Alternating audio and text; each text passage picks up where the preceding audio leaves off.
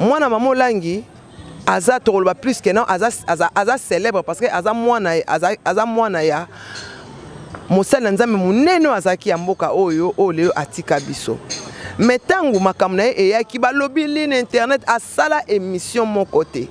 Avoir lelo que non fio bazobenga Peniel avandi na moba azuina mo fiancé ya muninga o basana muninga bambula ebele muninga a répondre mais or que yé au lieu même attitude na tango problème et côté lié yé abani ko saneti akitisa chanteur abebi sa réputation ya frère Mike yo sur bani na place. Moi je dirais à Mike Kalombaï, c'est un frère, c'est un grand, c'est un ami. J'ai beaucoup aimé ta réaction et c'est le silence qui tue l'adversaire, c'est l'arme fatale. Merci pour ton silence. Peniel, tu es une femme. Une femme doit être soumise et une femme doit obéir à son mari. Donc ça prouve déjà c'est que tu étais na Katsanda kwa libala na yo.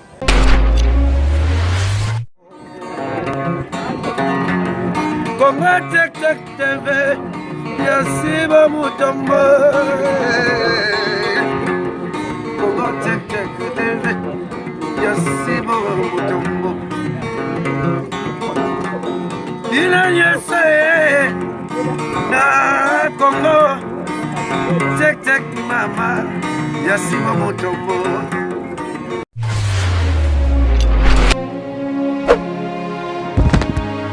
Chers amis internautes, ils ont dépendent dans la ROU. Bokota Yabino Manik des jeunes, votre humble servante. On a bien rappelé lingala moumbu na bino obino comme ça les stars. En tout cas, je remercie d'abord l'Éternel des armées pour cette souffle de vie qui est gratuit. Je remercie tous les prophètes, en commençant par les prophètes Kimbangu et tous les mamans parce que c'est le mois de la femme. Je commence par Maman Marie, celle qui a été choisie pour mettre au monde notre Seigneur, notre Sauveur Jésus-Christ. Et Maman Nzinga, Maman Mafuta, Maman Kipanvita et tout le prophète Abraham, Moïse, Jacob. En commençant l'élo, Oyo, sujet émission Ezali, le jeune. Na yambeli bino jeune parce que sujet à émission est vraiment ba jeune, ba spéculation, ba mauvaise langage vis-à-vis des jeunes. Yango na yambi jeune sans plus tarder tout ce qui ndimbangu sima yangonga. Yemoko s'est présenté. Bonsoir. Oui, bonsoir. Vous pouvez vous présenter? Ouais, moi c'est Yann, Ronald Yann, l'imbattable. R9. Merci beaucoup Ronald Yann en tout cas. Merci Nandenge on dit une invitation nangai. Si j'ai toujours parlé sur les jeunes, tu as remarqué eloko moko. Ceux qui jeunes aza propre, ceux qui jeunes aza na ba ambition et belé, il faut pas traiter des PD. Pourquoi? Bon, c'est juste que dans mon kili, il y a toujours les gens qui sont là pour observer les gens.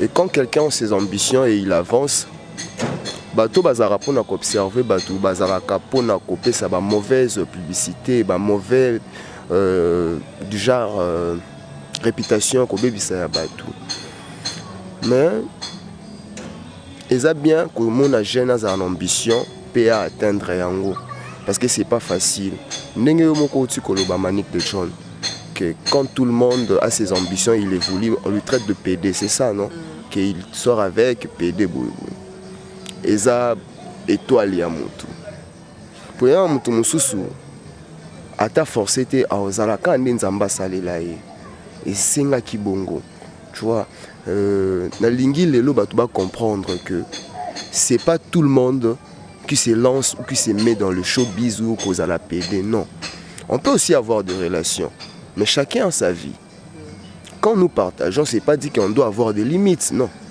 Mais on dit que non, comme si tu es un vrai, si tu t'appelles gentleman, donc osa homo. Et puis de deux, balingi komona, est-ce que tout le monde, ceux qui sont dans ma cambo, il faut zaka asimbi kisi. Tout ezali complexement vis-à-vis na zomo nango mingi na ba congolais. Pourquoi eloko wana mutako osima nzambe te ka kisi? Na zongi na onesika wana olobi ya soki ba moni muto apeli kisi. Tout chemin a été établi par Dieu. Tout ce que nous vivons aujourd'hui, c'est juste ce que Dieu a dit et ezaka o nanzamba lobaka pe ezaka pe na accomplissement nango. Ceux qui accomplissement nango il manque pas de gens qui disent toujours que asimbi kisi.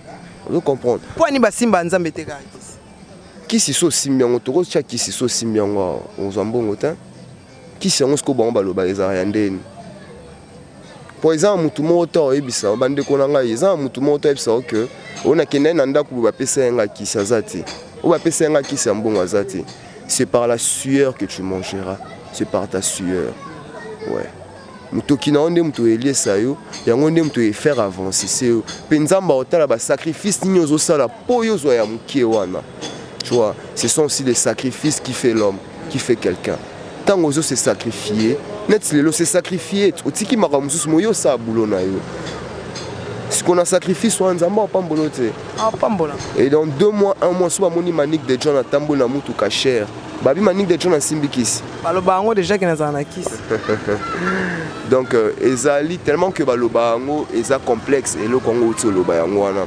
Complexe eza kanini. Ozomona makambo o mutu wana zo salondre yo ko sala ngote.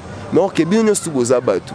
Même la Bible déclare, je vous ai donné la force au bout de votre langue. Donc force nyoso te uta pa mutu à travers munoko, à travers liloba. Yo sobi lelo ki ngana okoma la ngana sala bu. Tu vas faire ça. C'est juste au ceux qui n'a choisir yo parce que na mona kayo au manager ka ba jeune ebele. Ozaka plus na milieu o ya ba jeune o ba branché. O ba jeune talent, o ba sa ba musique na bango ozaka na pona soutenir, ozaka na pona on investit ça quand même ba propre frais na yo pona ko aider ba jeune wana o ba sa ba leki et pas na yo ba propulser. Alors que tozo mona mikolo bazo fina. Et ça eloko nini et ça la kayo yo osala yango. Osala yango par amour de Dieu, to osala kayango po oyebana ou quoi? Aujourd'hui dans ce monde, batu balingi batu te ba avancer. Oko zozana mutu azo azarana yo mais olingate o avancer. Olingate que ozwa 1+. Pour mon aso apesio 1+ à mon lokaneti yo lekai. Je salue Général de Fao depuis Paris. C'est parce que c'est lui qui m'a donné le courage d'être ce que je suis maintenant. Parce qu'il m'a toujours donné, il m'a toujours dit Kolanda loenge ya batute, kosimba kisite, ntaela ka nzambe. Et si j'aide le jeune, parce que moi aussi j'ai été aidé. Je suis jeune, j'ai été aidé. Pour le lona koma R9 na koma Ronaldo, Nazalao, Nazalelo, j'ai été aidé.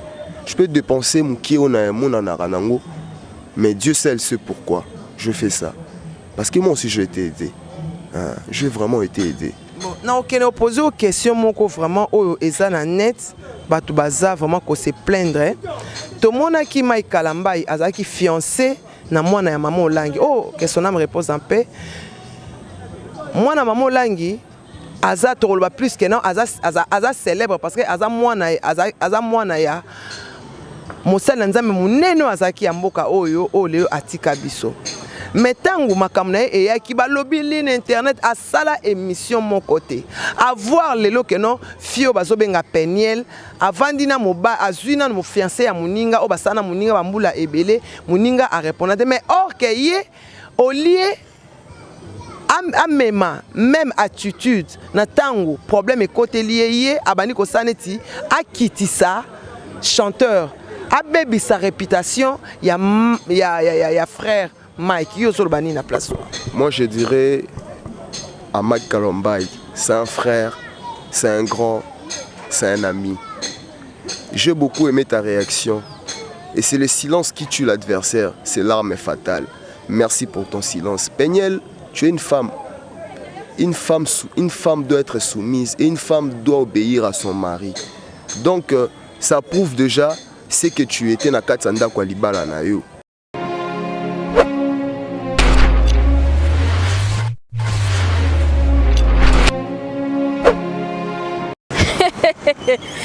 Toseka, mais toi, on a candidaté quoi? Bana Goma, Bana Matadi, Bana partout. Hein? Bana partout. Bobika que non, soit Biba aux gens de la France à l'équipe, ça veut toujours m'envoyer bien. Congo check, il est ma cambalobi que non, bientôt la conteneur ya Congo check qui est na kati ya kit le 22 avril. Donc bana boma matadi donc bobanga komi tungisa malisu te. Oh tote conteneur moi côté te wana ya lokuta. Wana ya lokuta en tout cas vraiment wana ya lokuta hein. Bon bo pesa biso confiance babi check inde makambu. Check inde makambu check inde makambu tala kaka hein place Soudjana de la France congolaise aza donc à cause s'arrêter à l'obra toujours la vérité conteneur les autres qui t'en a kata Kinshasa awa donc chez Domi et ça inda le 22 avril donc hein le 22 avril donc ils ont vraiment ya beba ils ont vraiment ya inda donc bon pesa ka confiance les solo de makambu de makambu yango hein yango ba pesa bino hein bakosi bino trop bakosi bino oh par un mois et demi tout kezoya un mois eloko ezoya bana Allemagne bana Londres veut dire bana Londres bana Paris ah numéro yango wana veut dire bobenga et ça bino kitoko et ça bino vraiment hein et ça bino vraiment kitoko makasi na yebi kena bolela ki vraiment hein conteneur makasi yango numéro yango wana 0152 10 59 80 94 na bandela lisusu 0152 10 59 80 94 wana vraiment so bobengi boza dossier te biloko na bino ekoma toko.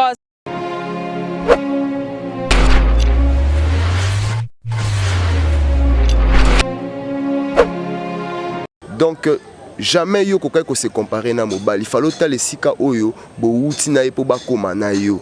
Donc tu as fait un coup monté pour Kezala yo. Frère Makalambay, garde silence et Dieu va combattre pour toi. Je sais que il y a personne qui est parfait dans la vie. Tout le monde est parfait à Zate. Tout le monde a ses défauts. Même moi aussi je mets défauts. Mais Zate que des fois Makalambay ndé ezala des fois ya mokobo et makasi batunyo surtout ba comment le belango non.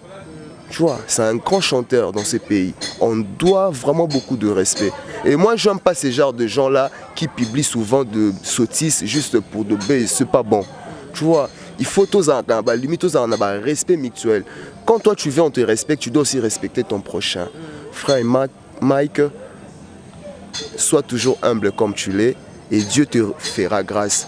Mais parce que nous avons posé cette question, moi si ce qui va bali yo, oza na mboka mususu, mobali avanda na mboka mususu. Normalement faut za na mboka mobali azalaka. Ozo vanda muke na mboka oyo place mobali azalaka, ozo vanda na États-Unis.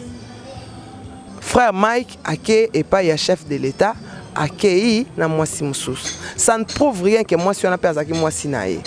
Tout d'un coup yo mwasi ya libala et puis na kati ya ndako ya libala ozaki azaki wana kaka alingi kotika Instagram te alingi kotika ba publication ya nini est-ce que eza normal mwasi ya libala o babali na mbongo na mutu oyo aza star yo pe ozala kaka na ba site o publiaka nyonso ezoleka na foyer na yo et puis muta bengi yo na téléphone obani ko étaler vie na yo ya vie familiale na yo vie de couple na yo na muto yo yebite na téléphone est-ce qu'il est normal?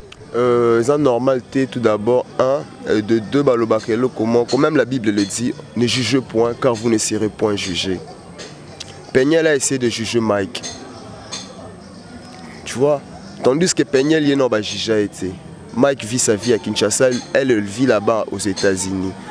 Ce qu'elle fait aux États-Unis, Mike ne sait pas. Ce qui est basé, vous comprendre, vous avez confiance.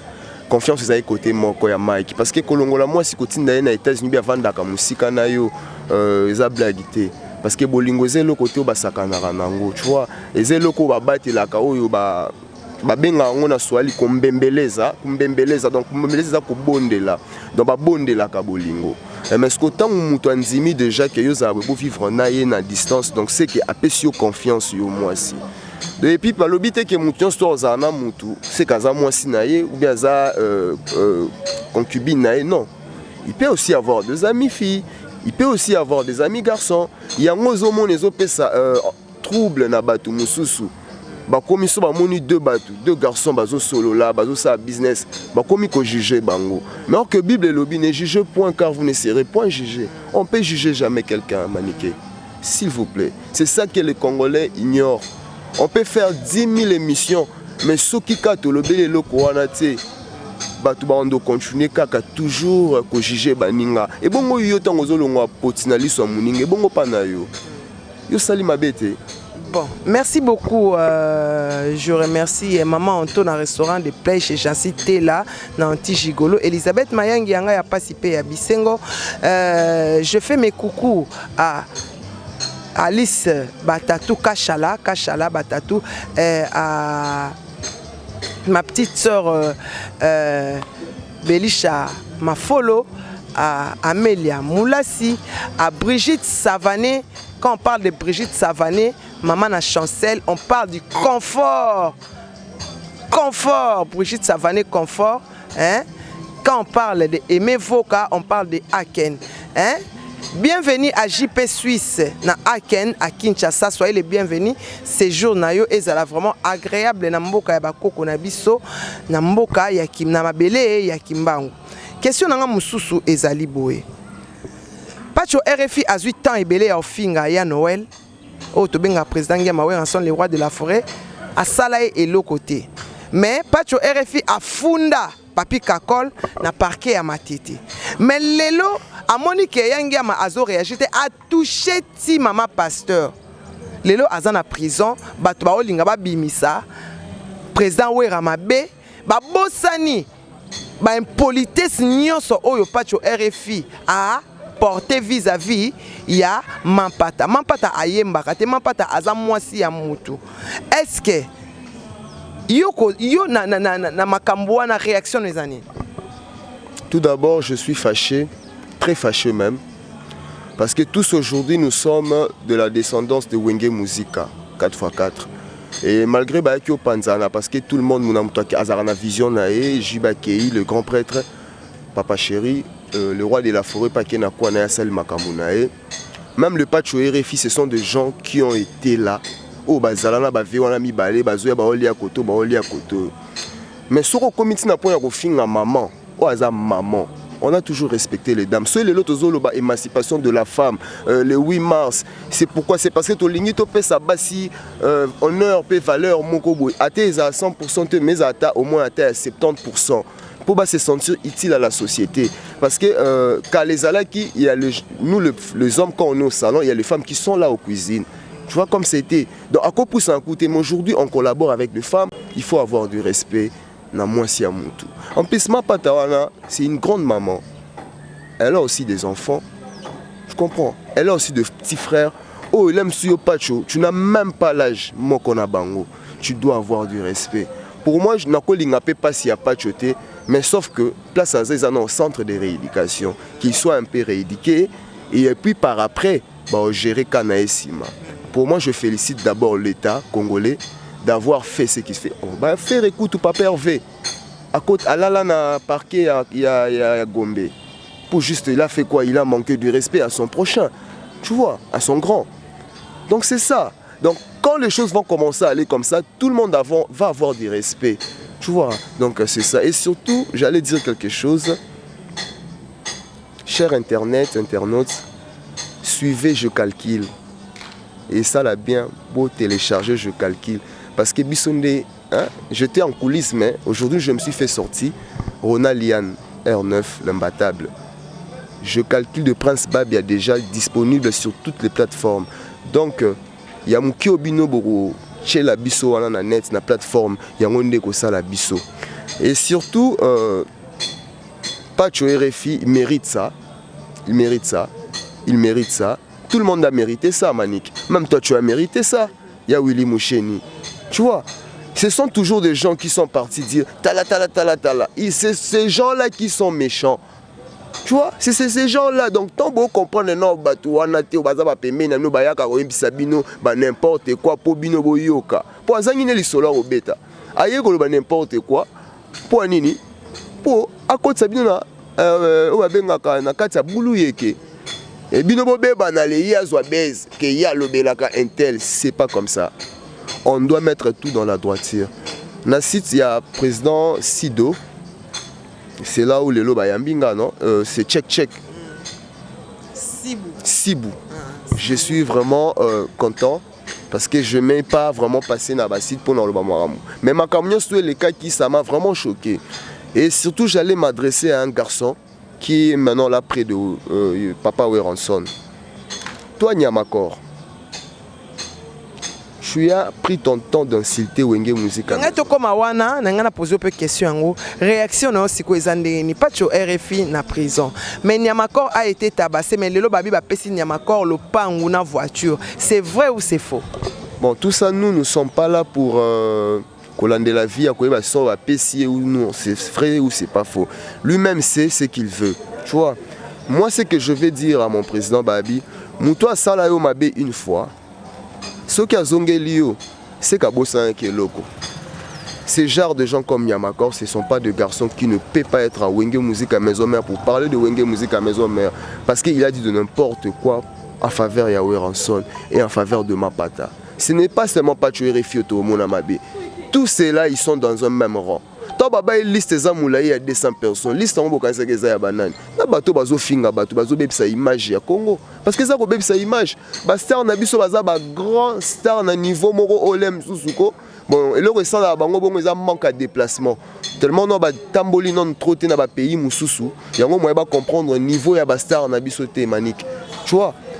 C'est muko ba comprendre ango ki abimi na ba propre profond na emo ki a moni niveau oyo ba star Nabiso baza considéré à l'extérieur du pays. Ils vont pas parler. Je profite pour saluer Iseka Napamares Wana. Je profite pour saluer Elodie FF Nambourg. Je profite encore pour saluer Jonathan Kadima Sucre d'amour. Je profite pour saluer Jolie Maya la 100% Bandal. Quand on parle de Mama Wiva, on parle Elengi. En tout cas, Anne-Marie Bonga. Hein, Jolie Mayala, Jojo Abiba, na souhaité bienvenue na Moulanga Show, Betty Moulanga Maman na Kert à Kinshasa. En tout cas, nous avons profité du sous pour saluer Maman Yvette Motema ya Zamale qui est na Belgique, Maman MG, hein, MG. Na Belgique, on a bien Mami Love, na Belgique wana, restaurant Isaka Moko chez Jancine Tela, restaurant de Play anti-gigolo, Maman Anto. Et puis je profite encore pour faire mes coucous à JB Koumaluta, le pétrolier, le vrai pétrolier de Dallas. Et puis je profite pour saluer Sacré Nzoto ya Christo, Motema ya Karine Loali. Et vient nangai Walf Mwamba, Motema ya Didagas, en tout cas, sa femme combo na vraiment, hein? Donc continue nous vraiment. Et puis en passant, je profite pour saluer Metitima derrière la caméra, hein? Congo check, bo s'abonner et belé naza awa. Donc bolela ki naza na Congo check ya yemoko sibu mutombo.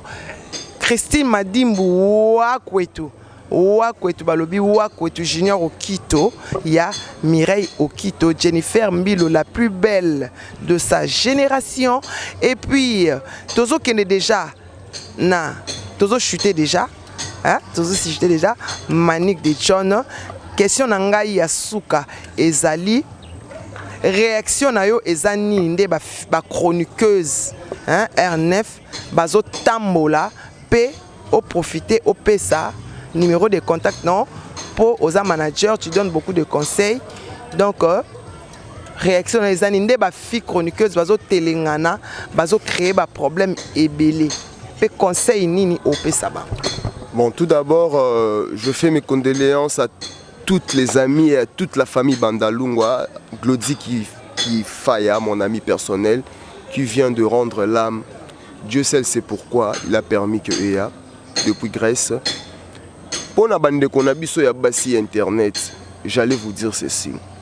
Libala, c'est méritaka. Tu vois, c'est pas que non, au lobby n'importe quoi, au fingi, ou bien avant de faire une émission, on doit aller, tu dois coucher avec quelqu'un. Non, vous devez donner le valeur de votre travail. Comment est-ce qu'on donne le valeur de son travail? C'est assez respectant. Vous devez vous respecter, vous donner le poids, les kilos que vous avez.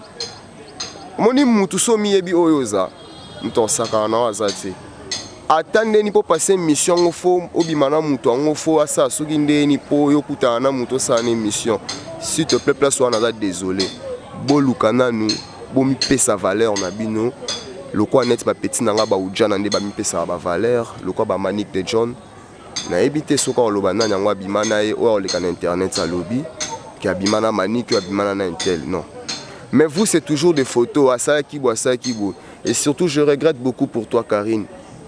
Les choses intimitées restent secrètes. C'est pas dit ce que tu as fait avec Héritier Watanabe, Gogan et Komao, chantage, non. Là tu commences à faire du chantage. Quand on fait du chantage, ça mérite de prison comme pas tu es RFI. Et donc, tu dois te maîtriser au Michanesi Kanayo, Yakibo Mwasi.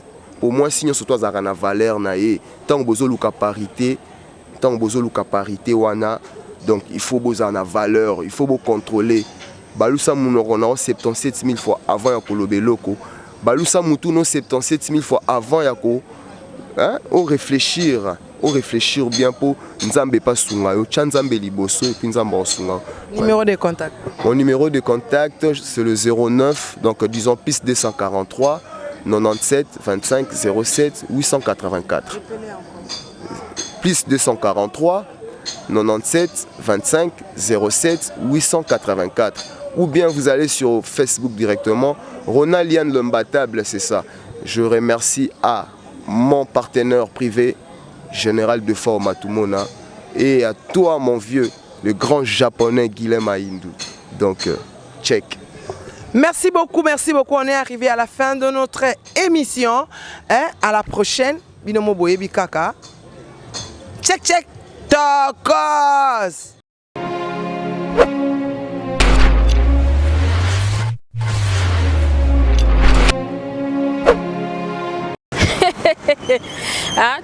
Toseka, mais toi on a candidaté quoi. Bana Goma, bana Matadi, bana partout. Bana partout. Bobika que non, soit Biba aux gens de la France à l'équipe, ça veut toujours ma bien. Congo check, il est ma cambalobi que non. Bientôt là conteneur ya Congo check qui est en kit le 22 avril. Donc bana boma Matadi donc bobanga komi tungisa malisute. Oh tote conteneur à mon côté te on a lokuta.